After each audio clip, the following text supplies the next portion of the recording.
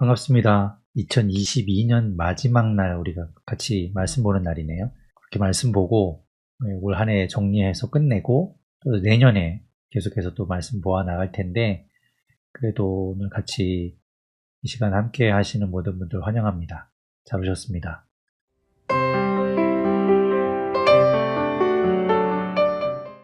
살아계신 하나님, 2022년 이제 마지막 수요일에 함께 말씀을 봅니다. 지난 한 해를 돌아보니까 다 하나님의 은혜였고 사랑이었다고 말할 수밖에 없고 그렇게 고백할 수밖에 없습니다.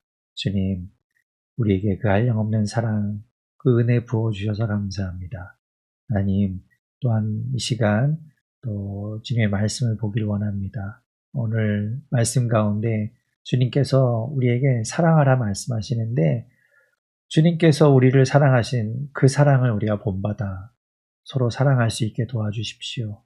우리 안에 힘들지만 어렵지만 하기 싫지만 그럼에도 사랑을 할 수 있는 용기를 주시고 하나님, 우리가 먼저 용서하고 화해를 요청하는 그런 주님의 백성들 되도록 주님이 역사하여 주시옵소서.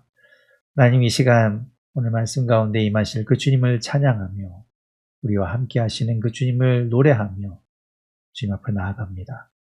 이 시간 함께 하여 주셔서 보여주시고 들려주시고 깨닫게 하시고 알게 하여 주시옵소서. 모든 것 주님께 맡깁니다. 예수님 이름으로 기도드립니다. 아멘. 자, 13장을 보도록 하겠습니다. 13장 1절에 보면 6월절 전에 여기서 6월절 전이라고 되어 있는데 6월절 전이니까 며칠 전이냐 이런 것들이 자세하게 나와 있지는 않잖아요. 그런데 통상 6월절 전날로 생각합니다. 그래서 이제 우리가 예수님이 마지막 성만찬 하셨던 날을 생각해 보면 우리가 고난주간 안에 그 날이 들어있잖아요.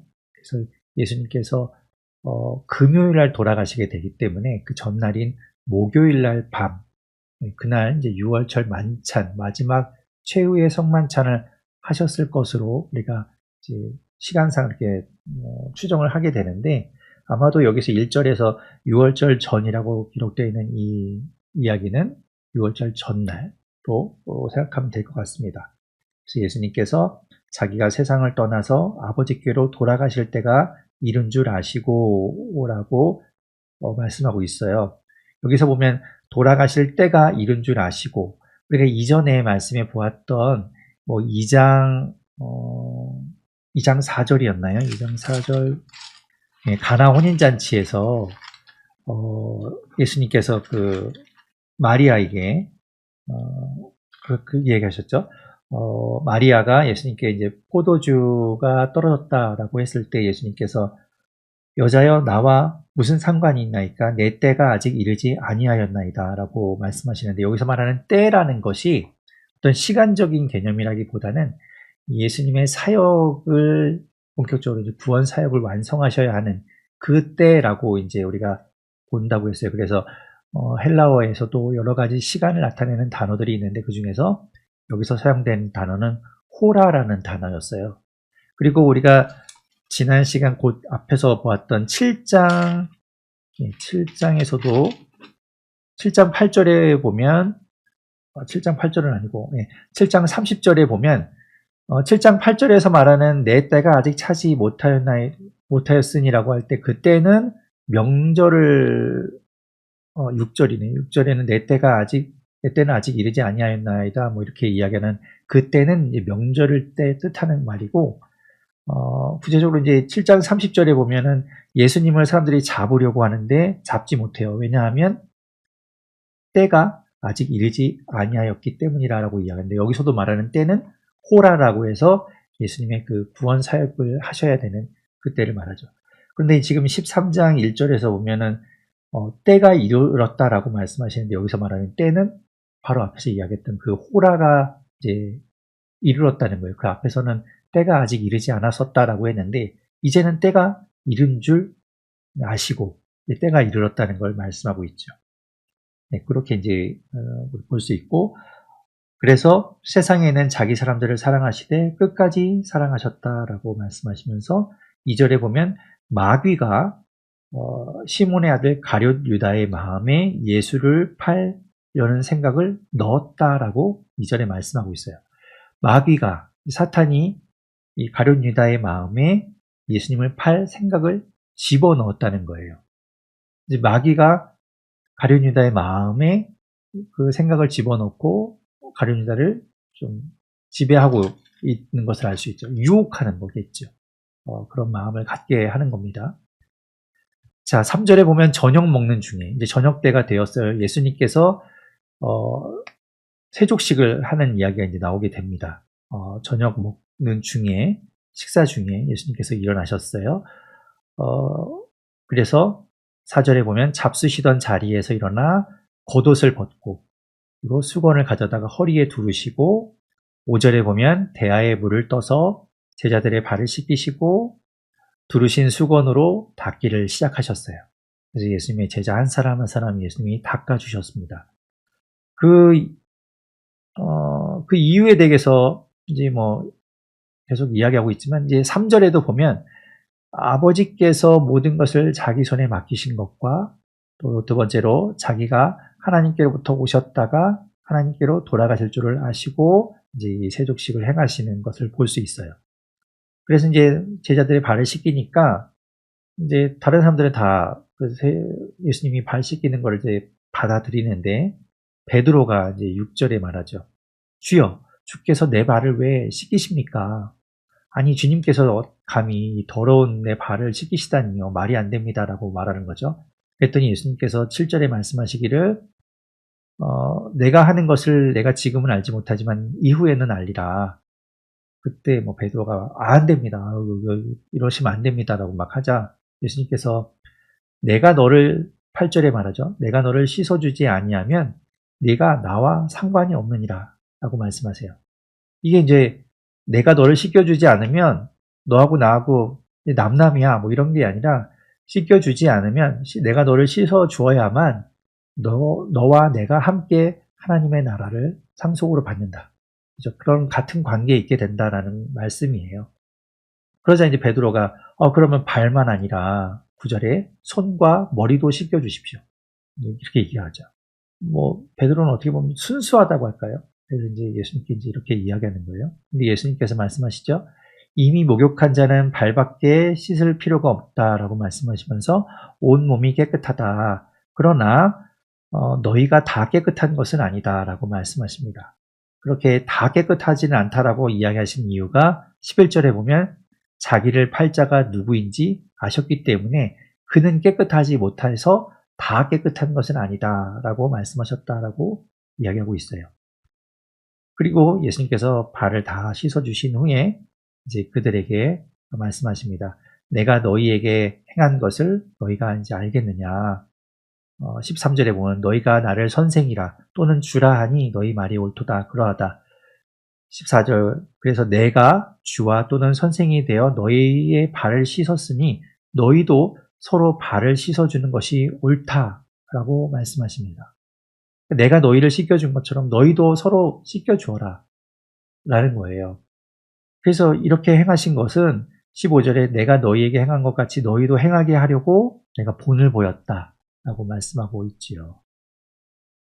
이것은 이제 발을 씻기는, 그렇다고 우리가 뭐 사람들 만날 때마다 발 씻겨주라는 것이 아니라 사랑을 하라는 거예요. 예수님께서 이제 그 뒤에도 이야기하지만 내가 너희를 사랑한 것 같이 너희도 서로 사랑하라 이렇게 이야기하시잖아요. 그래서 이제 그 사랑의 어떤 행동으로 보여주시는 거죠. 낮아져서 발을 씻기는 그 모습을 통해서 사랑하라고 말씀하고 있는 겁니다. 18절에 보면 이제 이 13장 안에서는 그 가룟 유다, 예수님을 파는 가룟 유다에 대한 이야기가 많이 나오고 있는데요. 18절에도 내가 너희 모두를 가리켜 말한 것이 아니다 라고 말씀하시면서 나는 내가 택한 자들이 누구인지 안다. 그러나 내 떡을 먹는 자가 내게 발꿈치를 들었다 한 성경을 응하게 하려는 것이니라 라고 말씀하시면서 이제 예수님의 제자들 가운데 한 사람이 예수님을 팔게 될, 배신하게 될 것을 이제 이야기하고 있죠. 근데 그것이 성경에 있는 것이 이루어지는 것이다. 응하는 것이다. 라고 말씀하고 있어요. 이 이야기는 시편에 있는 말씀인데요. 시편 41편 9절에 보면 내가 신뢰하여 내 떡을 나눠 먹던 나의 가까운 친구도 나를 대적하여 그의 발꿈치를 들었나이다. 라는 이 다윗이 안에서 말씀을 이제 인용하시면서 다윗이 이 시편에서 자기와 가장 가까운 친구가 자기를 배신하고 발꿈치를 들었다는 건 자기를 떠나서 자기를 배신해서 돌아선 것을 이제 이야기하는데 뭐 그런 것을 이야기하시면서 이제 가룟 유다가 그렇게 예수님을 배신하고 예수님을 팔게 될 것을 말씀하고 있는 거죠.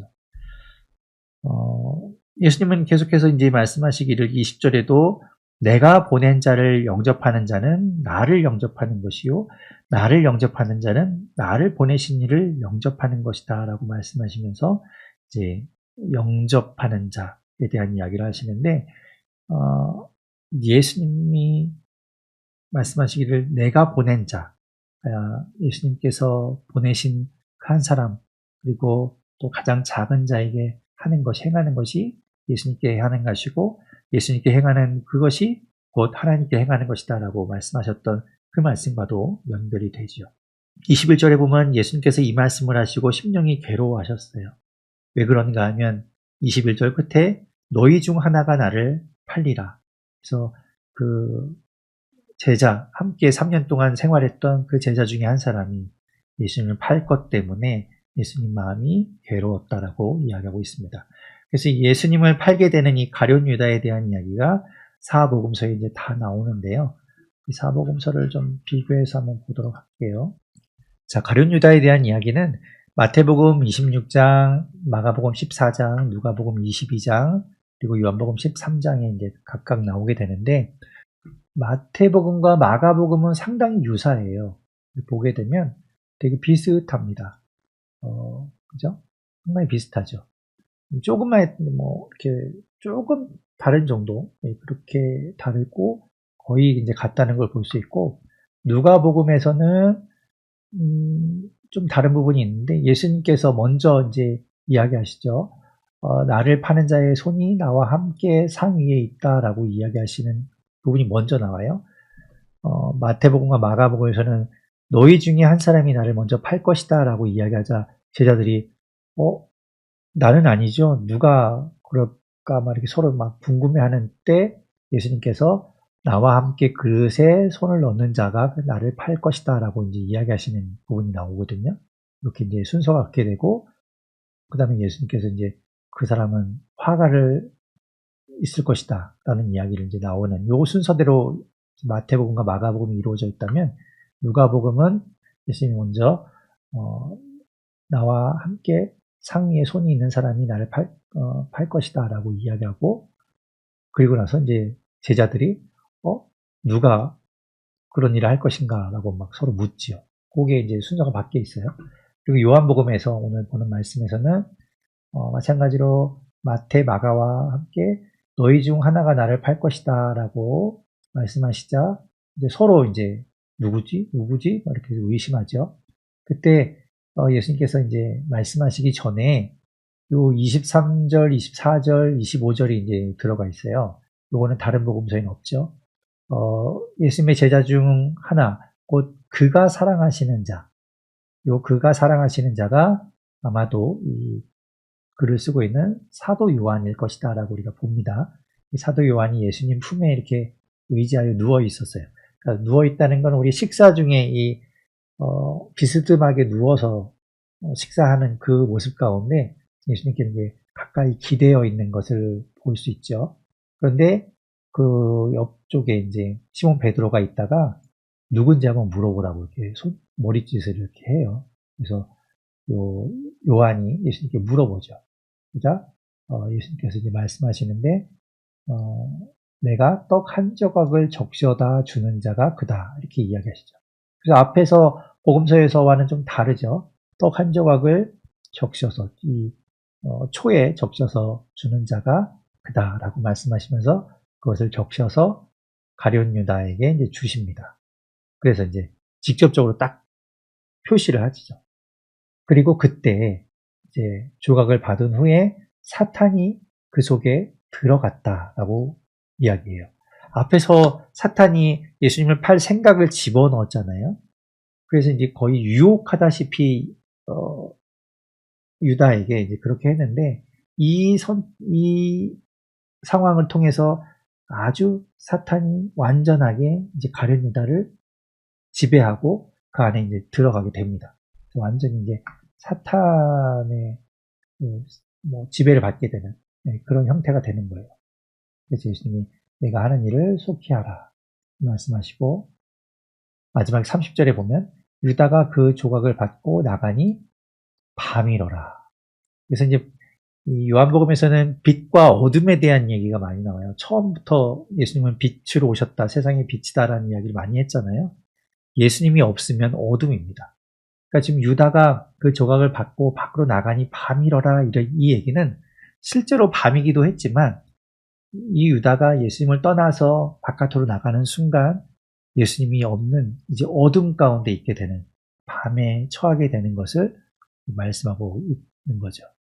네, 그것이 이제 요 30절까지의 이야기입니다.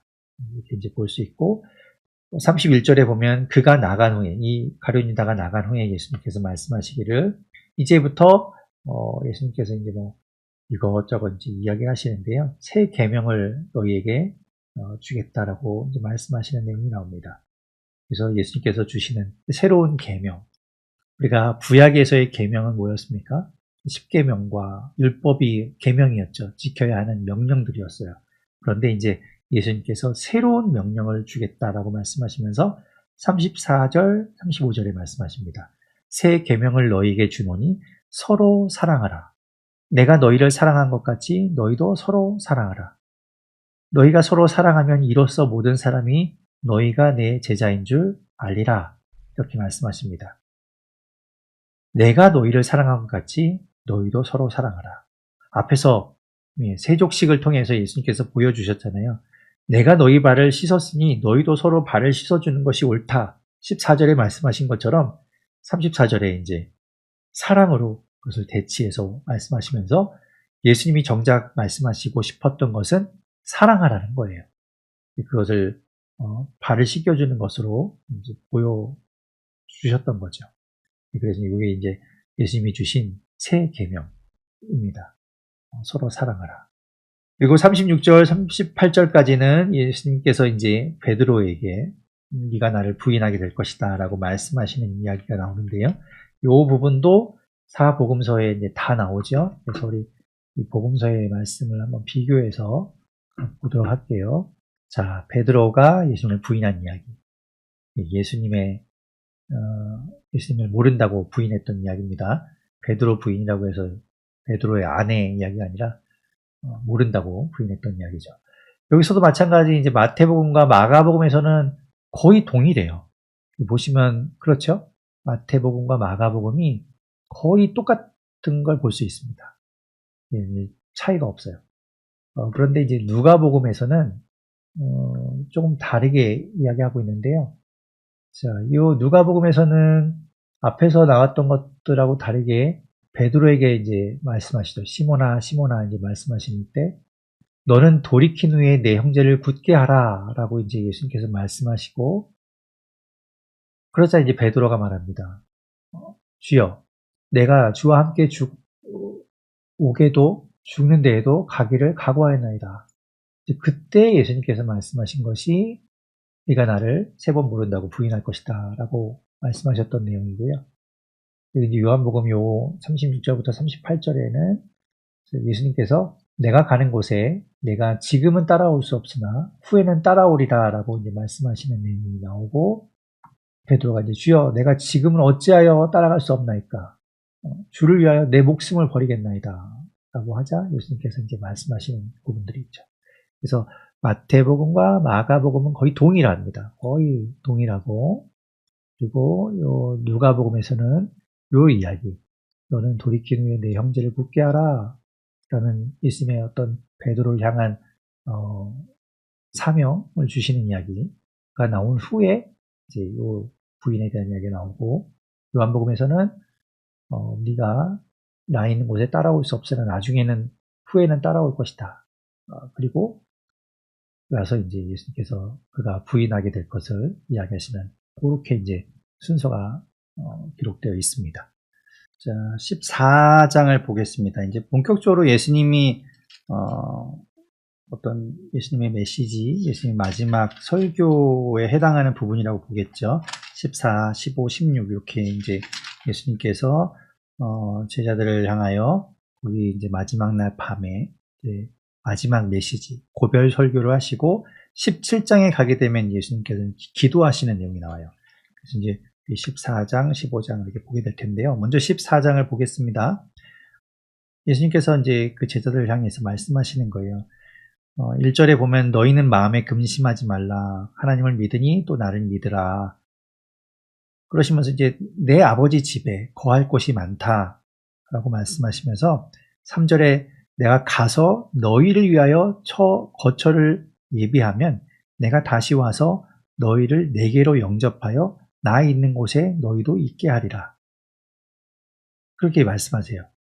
그러니까 지금 이 개념이 사실은 우리한테는 좀 이렇게 확 와닿지 않는 거지만 이게 이제 유대인들의 어떤 결혼 풍습에 관계되어서 이제 신랑이 이제 신부를 데리고 가기 전에 이제 자기 집에 가서 이제 거처를 마련하고 처소를 마련하고 그러니까 신혼방을 마련한 다음에 와서 신부를 데리고 이제 가서 이제 거기 살게 되는데요. 그 비유처럼 말씀하시는 거예요. 자, 아버지 집에 이제 거할 곳이 많다라고 말씀하시면서 예수님이 떠나가시는 것은 그들을 버려두고 가는 것이 아니라 가서 살게 될 거처를 마련하고 다 준비된 후에 오셔서 이제 데리고 가서 거기에서 함께 있게 될 것을 말씀하고 있는 거죠. 그러자 이제 5절에 보면 도마가 이렇게 이야기합니다. 주여, 주께서 어디로 가시는지 우리가 알지 못하거늘 그 길을 어찌 알겠사옵나이까? 라고 이야기하시자 6절에 말씀하십니다. 6절에서 예수님께서 내가 곧 길이요 진리요 생명이니 라고 말씀하세요. 우리가 잘 아는 말씀이죠. 우리가 많이 본 말씀이기도 할 거예요. 내가 곧 길이요 진리요 생명이다 라고 말씀하시는 이 내용은 요한복음에서 예수님께서 나는 뭐뭐다 라고 말씀하시는 이제 그 부분 가운데 6번째 이야기입니다. 예수님께서 친히 당신을 가리켜서 곧 길이고 진리고 생명이다 라고 말씀하고 있는 거죠. 그래서 이제 그 뒤에 이제 그렇게 말씀하시는 이유가 나로 말미암지 않고는 아버지께로 올 자가 없다.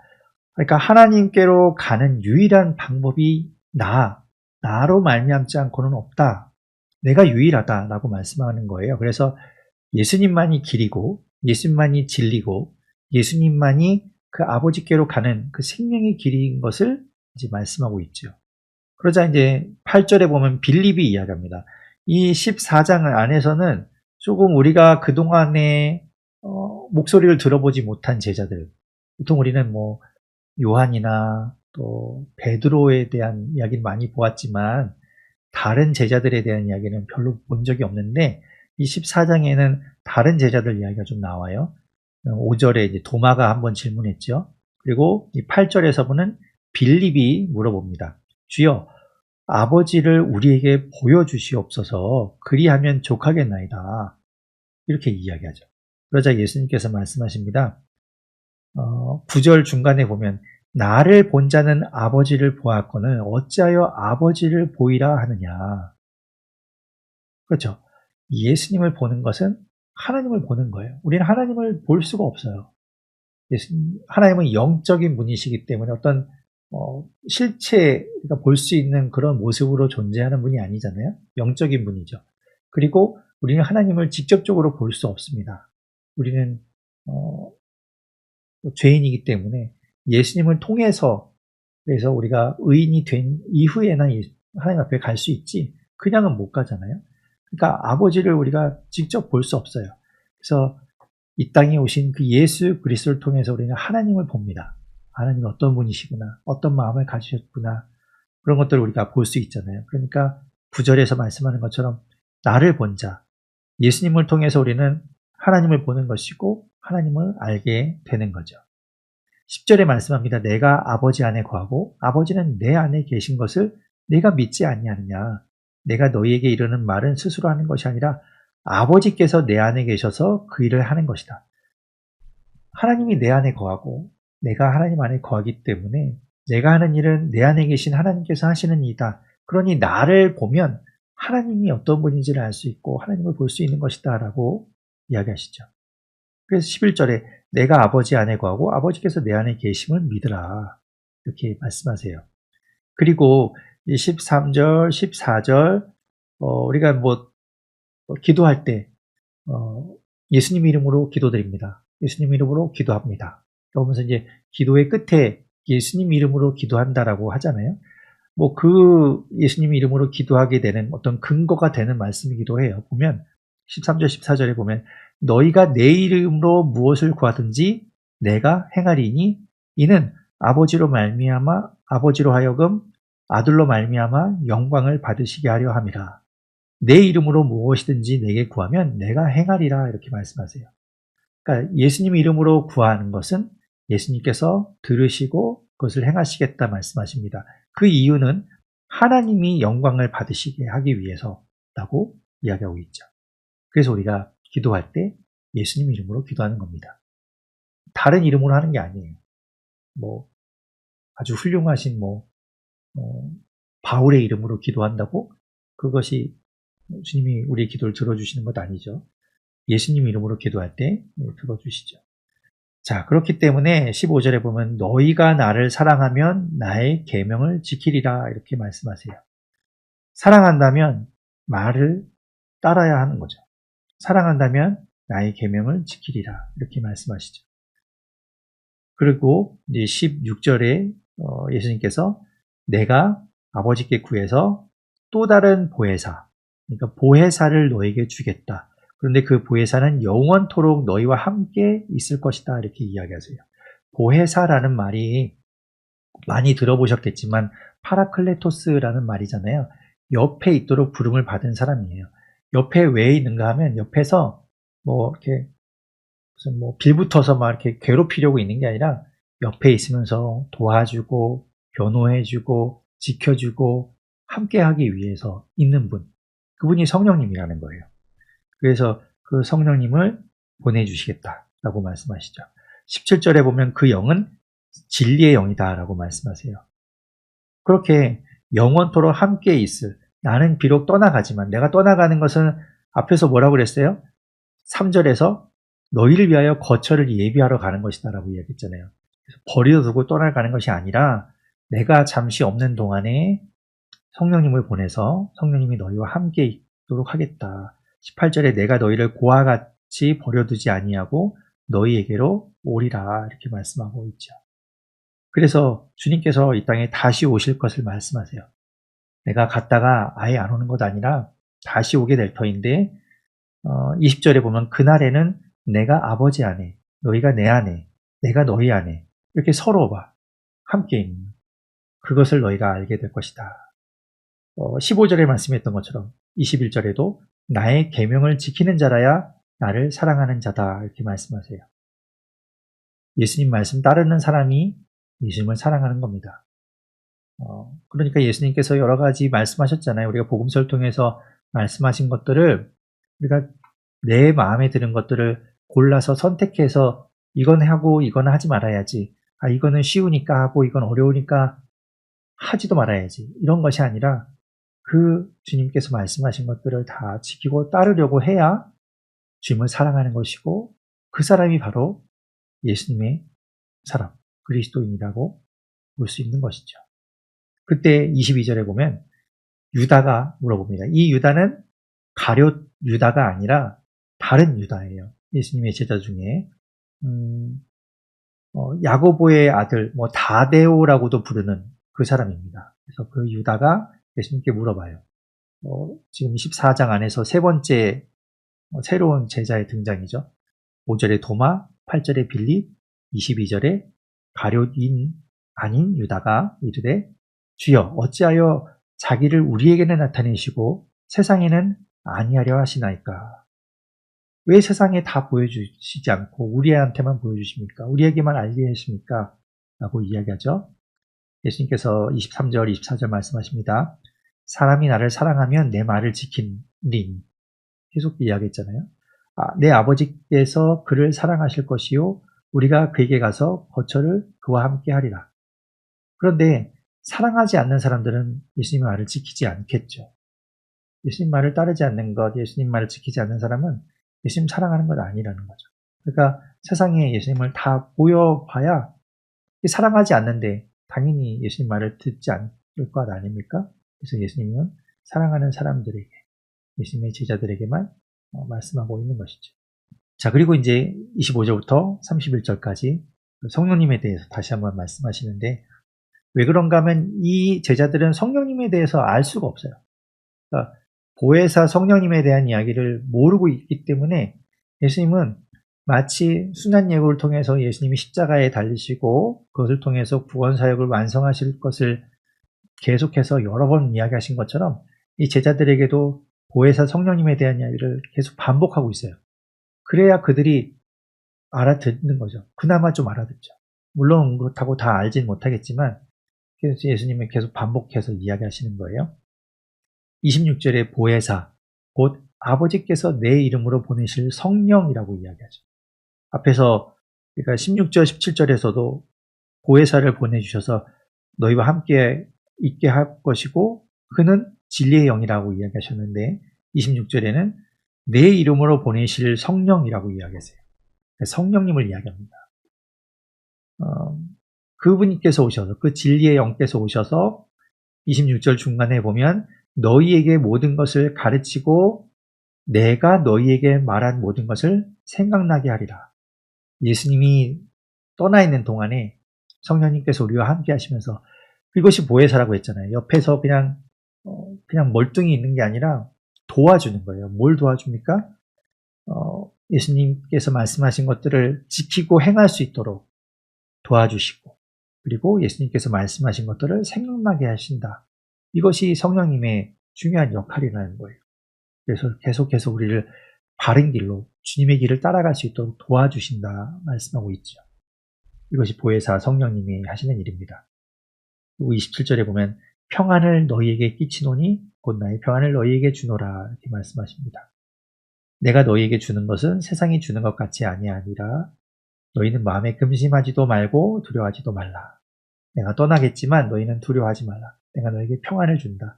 내가 없는 동안에 성령님을 너희와 함께 하도록 할 테니 두려워하지 말라. 걱정하지 말라. 그 말씀을 하고 있어요. 쭉 얘기하시면서 31절에 보면 오직 내가 아버지를 사랑하는 것과 아버지께서 명하신 대로 행하는 것을 세상이 알게 하려 함이니라. 그러면서 이제 일어나서 여기를 떠나자. 라고 말씀하시죠.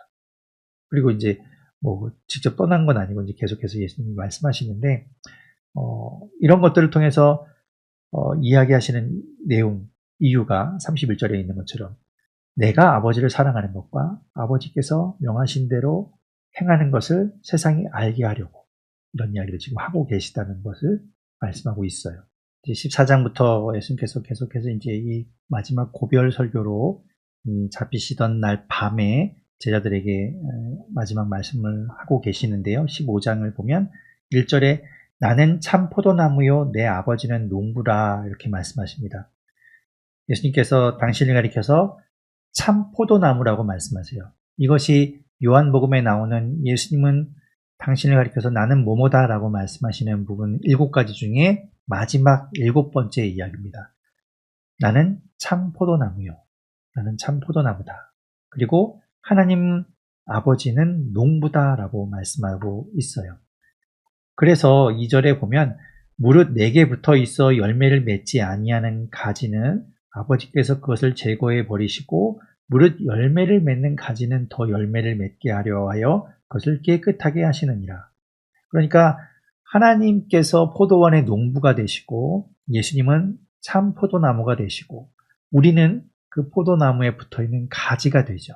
그래서 그 가지에서 열매를 맺어야 하는데 붙어 있으면 열매를 맺게 됩니다. 붙어 있으면 열매 맺어요. 그죠? 그렇잖아요. 나무가 좋으면, 나무가 건강한 나무면 그 나무에 붙어있는 가지는 열매를 맺게 되어 있어요. 그건 당연한 거예요. 그런데 이 나무가 만약에 건강하지 못하다면 뭐 아무리 붙어 있어도 뭐 여러 군데 붙어 있어도 아무 열매도 없겠죠. 예수님이 참 포도나무가 되시니까 당연히 열매를 맺어요. 거기에 붙어 있으면. 그래서 열매를 붙어 있어서 열매를 맺지 아니하면 제거해 버린다라고 말씀하시죠. 그리고 열매를 맺는 가지는 더 열매를 맺을 수 있도록 깨끗하게 하시겠다라고 말씀하고 있습니다. 열매를 맺는 이야기, 이제 포도나무의 이야기가 계속 이어지는 거예요. 그 포도나무와 우리는 가지로 예수님께 붙어 있는 그 모습을 생각하면서 이제 15장을 보셔야 됩니다. 그래서 이제 5절에 말씀하고 있죠. 나는 포도나무여 너희는 가지라. 그가 내 안에, 내가 그 안에 거하면 사람이 열매를 많이 맺나니 나를 떠나서는 너희가 아무것도 할 수 없습니다. 그죠? 가지는 나무에서 떨어지면 이제 그때부터는 생명이 끝나는 거예요. 열매를 맺을 수 없어요. 그 나무에 붙어 있을 때만 생명이 있고 열매를 맺을 수 있습니다. 그래서 사람이 6절에 보면 내 안에 거하지 아니하면 가지처럼 밖에 버려져 마르나니 사람들이 그것을 모아다가 불에 던져 사르느니라 라고 말씀하죠. 이렇게 해서 예수님 안에 붙어 있어야 한다는 거예요. 예수님께 붙어 있어야 된다. 예수님께 붙어 있는 것은 예수님 안에 거하는 것이죠. 그 7절에 말합니다. 너희가 내 안에 거하고 내 말이, 예수님의 말씀이 너희 안에 거하면 무엇이든지 원하는 대로 구하라 그리하면 이루리라 라고 말씀하세요. 예수님의 계명, 예수님이 말씀하신 것들을 앞에서도 보았잖아요. 예수님을 사랑한다면 예수님이 말씀하신 것들을 지켜야 돼요. 예수님의 말씀을 따라야 합니다. 그러니까 우리가 예수님 안에 거하고 예수님 말씀하신 것들을 우리 안에 가지고 있으면서 그 말씀을 지키며 따라갈 때 열매를 맺는 거예요. 그것을 도와주는 게 누구라고요? 옆에 계신 보혜사 성령님이라는 거죠. 그 원리예요. 그래서 8절에 열매를 많이 맺으면 내 아버지께서 영광을 받으실 거라고 말씀하죠. 그죠? 포도원의 농부가 영광을 받게 되는 거예요. 그래서 나의 안에 거하라. 그리고 내 계명을, 내 말을 지켜라. 이렇게 이야기했죠. 그래서 10절 끝에 보면 이렇게 말씀하십니다. 내 계명을 지키면 내 사랑 안에 거하리라.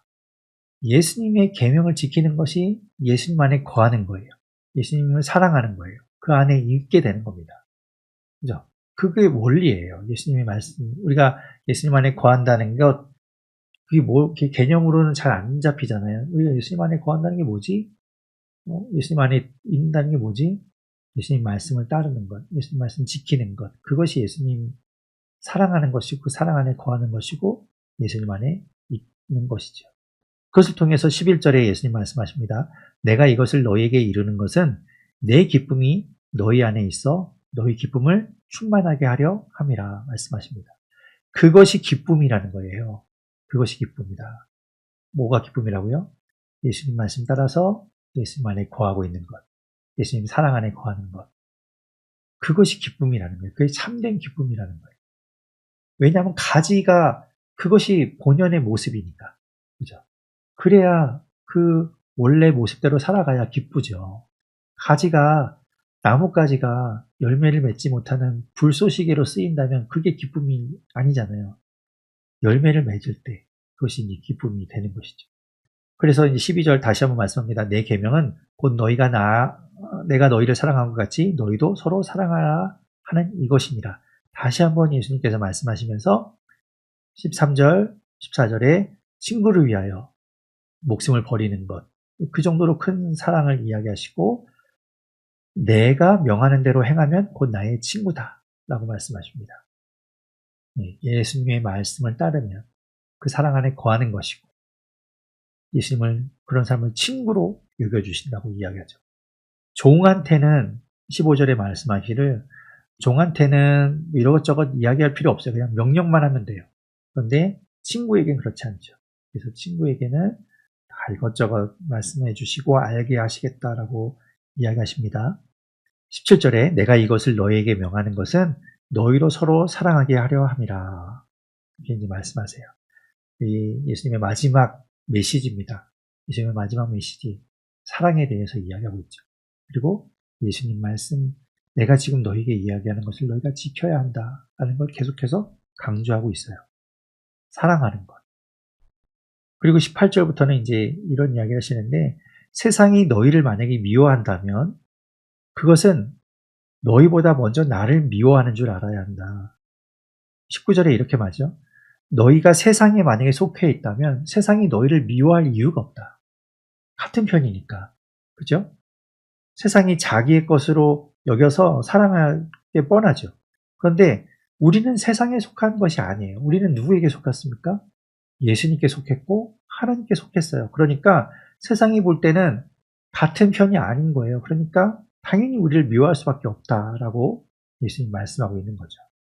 그 원리를 또 이야기하고 있어요. 그리고 이제 사람들이 세상이 예수님을 미워하고 예수님을 알지 못하는 것에 대해서 이제 이야기하시면서 예수님께서 오셔서 행한 일들을 말씀하시고 또 그것들을 천국 복음에 대해서 말씀하셨는데 그들이 받아들이지 않고 믿지 않았죠. 22절에 보면 내가 와서 그들에게 말하지 아니하였더라면 죄가 없었을 거예요. 그들이 알지 못했을 거예요. 하지만 예수님을 통해서 그것들이 드러나게 되고 이제는 예수님께서 말씀하셨으니 그 죄를 핑계할 수 없다라고 말씀하고 있어요. 자, 그리고 24절에 보면 내가 아무도 못한 일을 그들 중에서 하지 아니하였더라면 그들에게 죄가 없었으려니와 지금은 그들이 나와 내 아버지를 보았고 또 미워하였노라. 이렇게 이야기하시면서 예수님을 아예 몰랐다면 예수님을 몰랐기 때문에 죄가 되지 않을 수 있겠지만 예수님을 전해지고 예수님을 아는 가운데도 받아들이지 않는다면 그것은 죄를 핑계할 수 없다라고 이야기하고 있는 거죠. 그런데 이제 25절에 보면 그러나 이는 그들의 율법에 기록된 바 그들이 이유 없이 나를 미워하였다 한 말을 응하게 하려 함이다라고 말씀하시면서 시편의 말씀을 이제 인용하시는데요. 그것은 이제 시편 35편 19절과 또 69편 4절에 보면 까닭없이 나를 미워하는 자들이 있다라는 이야기가 이제 그 양쪽에 다 나오게 되는데 그 말씀을 이제 인용하시면서 25절에 그들이 이유 없이 나를 미워하였다라는 것이 응한 것이다라고 이야기하시는데 그들이 이제 요 까닭 없이 이유 없이 예수님을 미워했다는 것은 예수님이 잘못한 것이 없잖아요. 잘못한 것이 없고 예수님이 바른 말씀을 하셨고 당연히 그들이 받아들여야 하는 진리의 말씀을 하셨음에도 불구하고 그들이 그것을 미워해서 받아들이지 않은 것을 이야기하시는 거죠. 26절, 27절에 보면 내가 아버지께로부터 너희에게 보낼 그 보혜사에 대한 이야기를 다시 하십니다. 보혜사 곧 아버지께로부터 나오시는 진리의 성령이 오실 때에 그가 나를 증언하실 것이요. 앞에서도 얘기했지만 진리의 영, 성령님께서 우리에게 오셔서 예수님을 생각나게 하고 예수님이 가르쳐 주신 것들을 지킬 수 있게 하시는데 예수님을 증언하신다고도 또 이야기하고 있습니다. 그래서 27절에 보면 너희도 처음부터 나와 함께 있었으므로 증언하느니라. 지금 이 제자들을 향해서 말씀하시는 거예요. 예수님을 처음부터 그들이 알았고 공생애 동안 예수님과 함께 했고 그 모든 것들을 옆에서 보고 듣고 앞에서 우리 세족식을 통해서 예수님께서 그 발을 닦아주는 것들을 직접 겪게 하셨고 그렇게 해서 깨달은 것들을 증언하고 그것을 살아내도록 하기 위해서 지금 예수님께서 이런 이야기들을 하고 계신 거죠. 네, 이렇게 해서 이제 2022년 우리 수요일 말씀 스터디 시간이 이제 끝이 났습니다. 우리 이제 다음 주에는 이제 새해에 보게 되는데요. 새해에는 무엇보다 또 건강하시고 여러분 하시는 일들 가운데 하나님의 복이 그 은혜가 충만하게 넘치시기를 축원합니다. 살아계신 하나님 감사합니다. 2022년 마지막 수요 말씀 스터디로 함께 했습니다. 다시 말씀 앞에 설 수 있도록 도와주셔서 감사합니다. 다시 말씀 보고 우리가 그 말씀 앞으로 나아갈 수 있도록 용기 주시고 다시 도전할 수 있는 힘 주셔서 감사합니다. 하나님, 이제 내년에도 2023년에도 계속해서 주의 말씀 앞에 서겠습니다.